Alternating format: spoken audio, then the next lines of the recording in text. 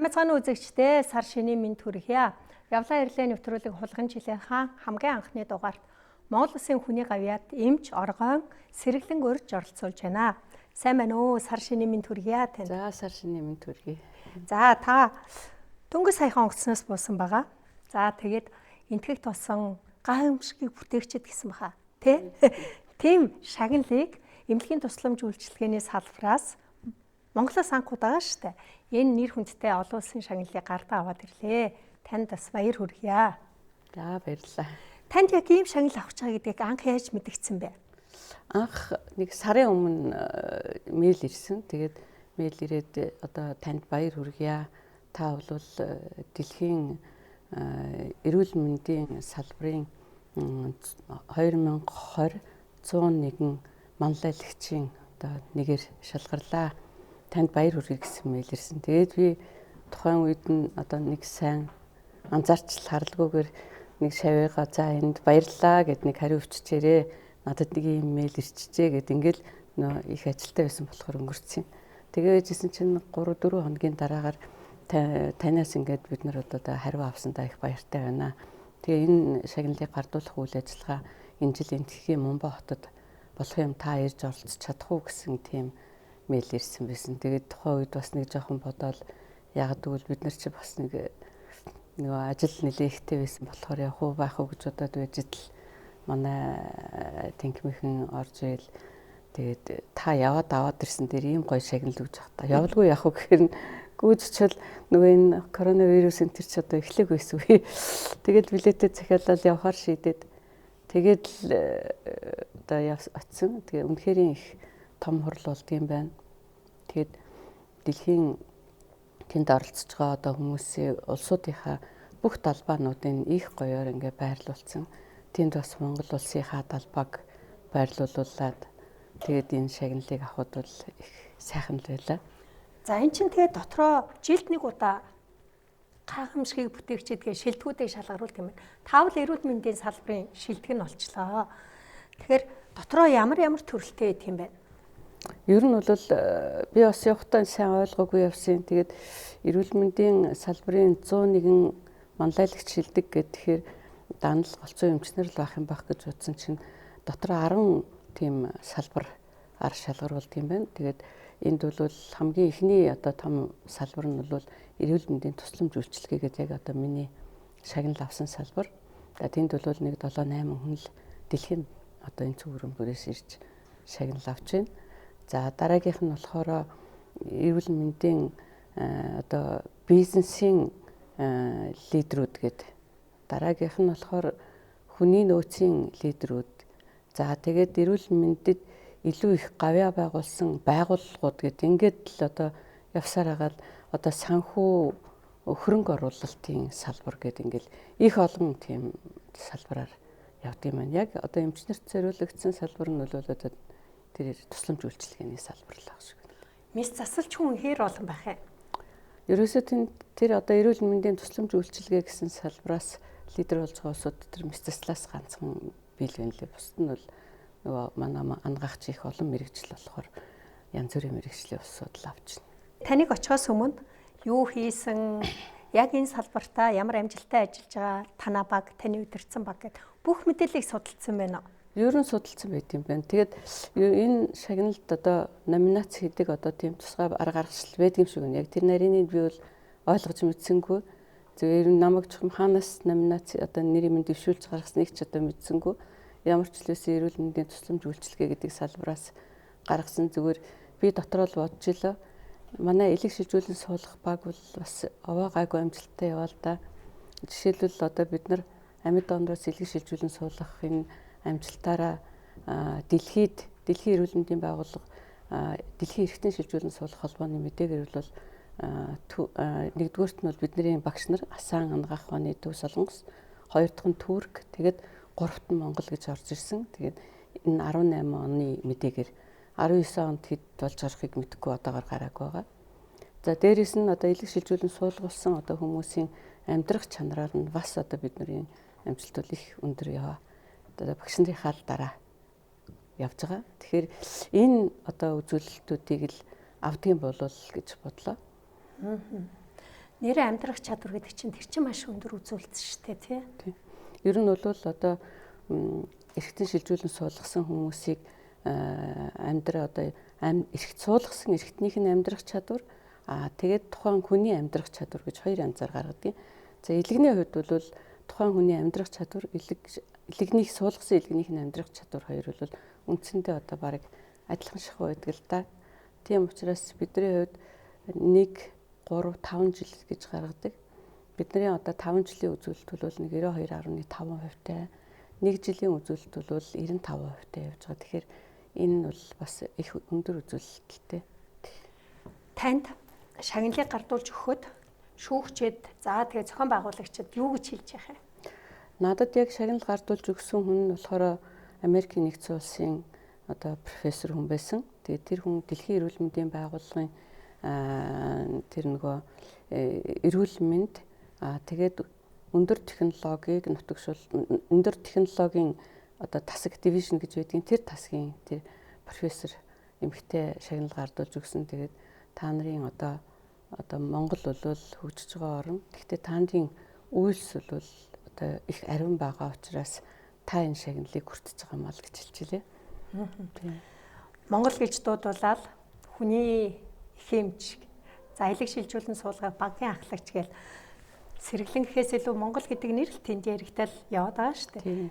Тэгээ яг ингээ шагнал гартаад авч явах тэр мөчийг эргээд урсвал.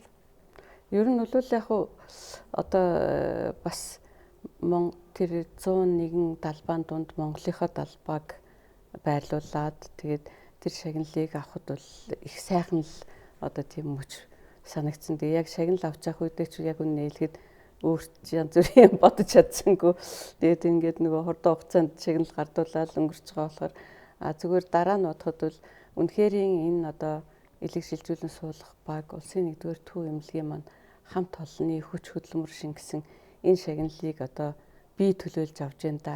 Дээрээс нь Монгол улсынхаа нэрийг одоо энэ олон орны дунд дуудуулаад тэгээд одоо хүмүүс бол Монгол гэдэг үгийг тогтоож авч байгаа болохоос биш Оргон Сэргэлэн гэдэг үгийг нь бол мэдээж хэрэг тогтоож чадахгүй л дээ. Тэр чинь гадны улсууд юм чинь. Тэгээд тэр одоо танхим дүүрэн нийжинсэн алга ташилт энэ хүн бол их л сайхан л байсан. Энд чи одоо ингээл маш олон жилийн хичээл зүтгэл хөдөлмөр мэс заслын ширээний ардталт их олон цаг зогссон. За их олон шөнийн нойр гэл бас л та нарын ажил бол хэцүү шүү дээ. Ер нь бол хэцүүлдэ анх 2007 онд бид нар энэ элэг шилжүүлэн суулгах эмчилгээг Монголд эхлүүлнэ гэж явж байхад бол тэр үед ойлгодгүй хүмүүс зөндөө байсан. Тэр үедээ бол бид нар бас ийм амжилтанд хүрч чадна гэдэгтэй ч одоо бодоогүй, итгээгүй. Тэгээ яг 2011 онд анх амьд ондоос элэг шилжүүлэн суулгах чад багш нартайгаа хамтраад тэгээ одоо ер нь бол бид нар энийг одоо хэдийн хугацаанд хийж чаддаг бол доо гэж бас л итгэлгүй байсан.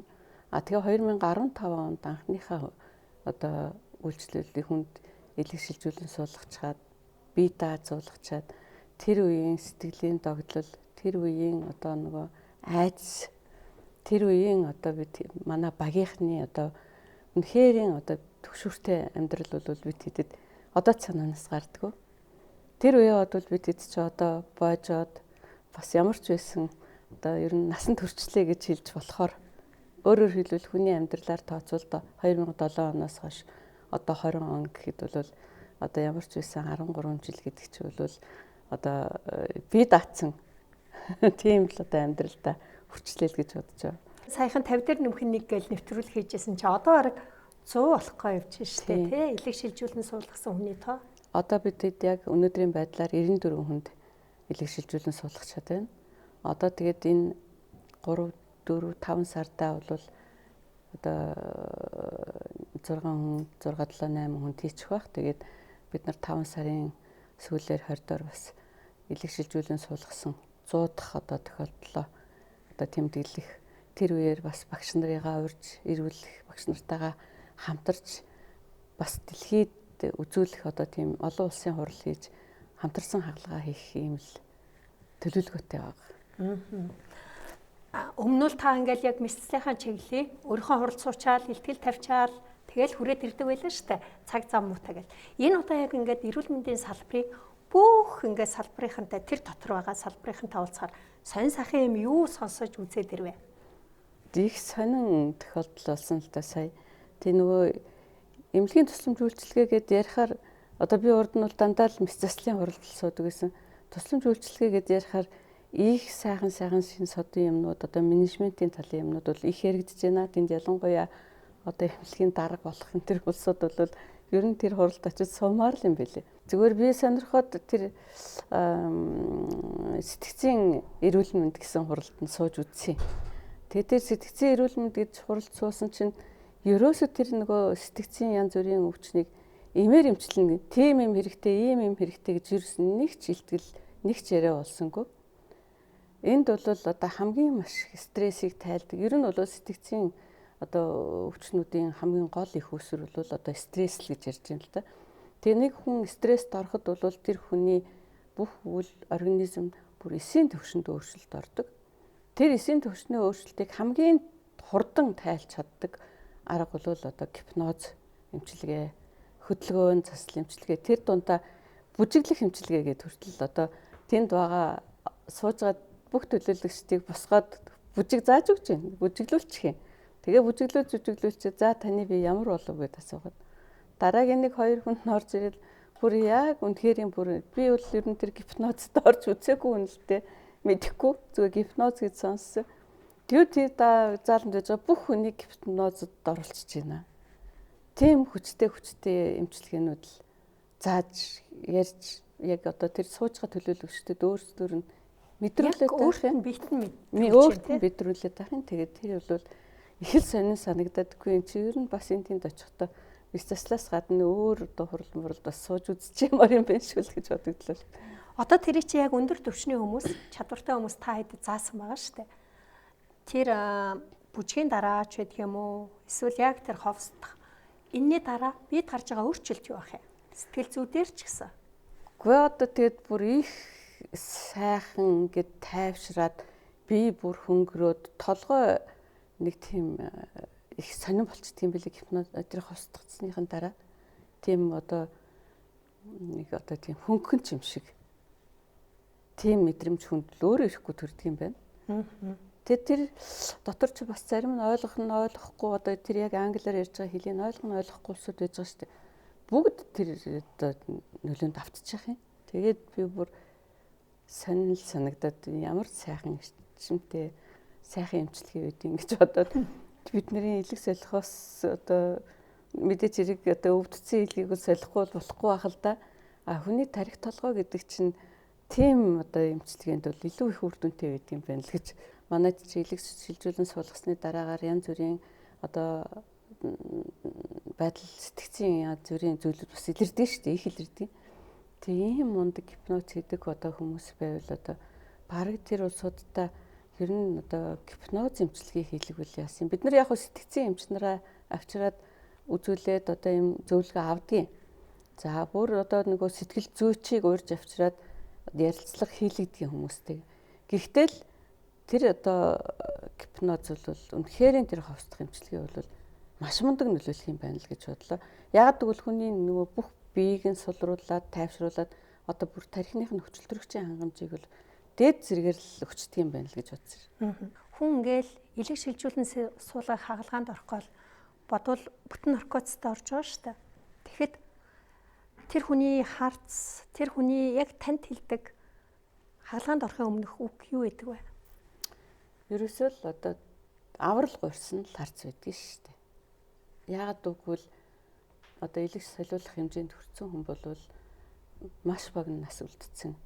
Тэгээд тэр хүн чинь мэдээж амьдрахыг хүснэ. Тэгээд хэлдэг үг нь бол би та нартай итгэж байна л гэж. Тийм л үг хэлдэг. Тэгээд тэр аврал гуйсан харц тэр та нартай итгэж байна гэсэн тэр үгийг сонсоод ороход бол бид нар одоо үнэхээр одоо бүхий л зүйлээ тэр хүмүүс рүү зарцуулахаас өөр одоо тийм арга бол байдаггүй.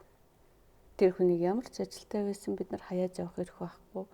Тэр хүнийг одоо ямар ч үйлдэл гаргасан.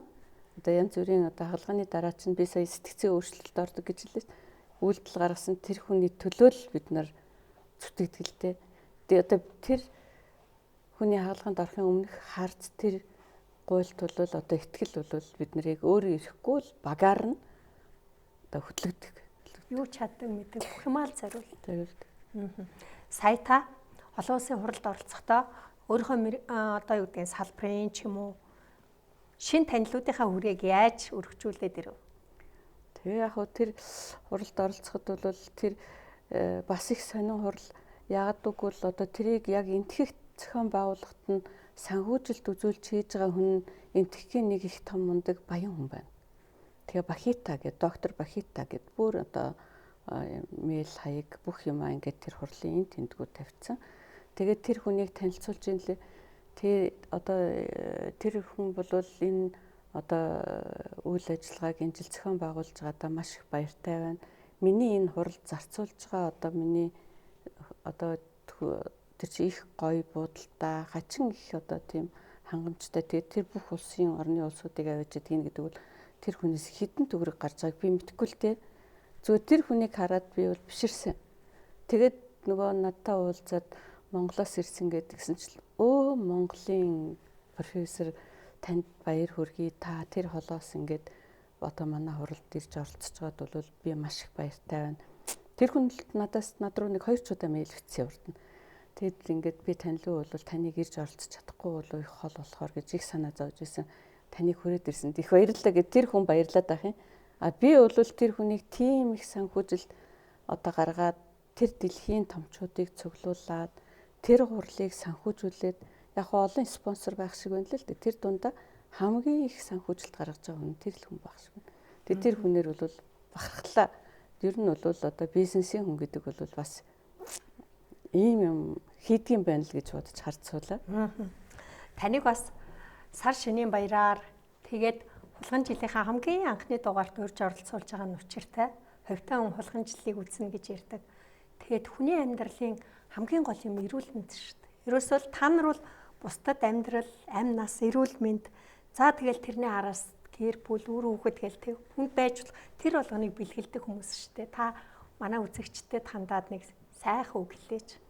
За тэгээд энэ ирж байгаа хулган жилдээ бүгдээрээ би бол эмч хүн учраас эрүүл энх байгаасай л гэж хүсдэг юм. Тэгээд энэ хулган жилдээ эрүүл энх байж одоо амьд явбал алтан аягнаас усууна гэж хэлдэг. Бүгдээрээ алтан аягнаас усууж явах. Одоо тэгээд сонсон одоо эсэн хүсэл нь сэтгэлчлэн биелж байх болтугай гэж нийт одоо Монголынхаа ард түмэнд хүсэн өрөөё. Тэгээд танай телевизийн хамт олон агентлагийн хамт олонд мөн нэрж буй хулган жилдээ илүү их өндөр амжилт гаргахыг хүсье. Баярлалаа танд. Таны болон танай багийн ажилд бас амжилт хүсье. Тэгээ маш олон хүнд амьдрал бэлгэлж ад жаргалыг авчрах тэр буянтай өсч улам өргөжин дэлгэрэх болтугай. За баярлалаа. Үзэгчдээ Явлаа ирлээ нэвтрүүлэг өнөөдрийн дугаартаа Монгол улсын хүний гавьяат эмч, за улсын 1-р төв эмнэлгийн элэг шилжүүлэн суулгах багийн ахлагч О.Сэргэлэнтэй ярилцлаа. Монголын үндэсний олон нийтийн радио телевиз Монголын мэдээ сувгаар Явлаа ирлээ нэвтрүүлгийн шинэ дугаарыг хүлээн авч үзлээ.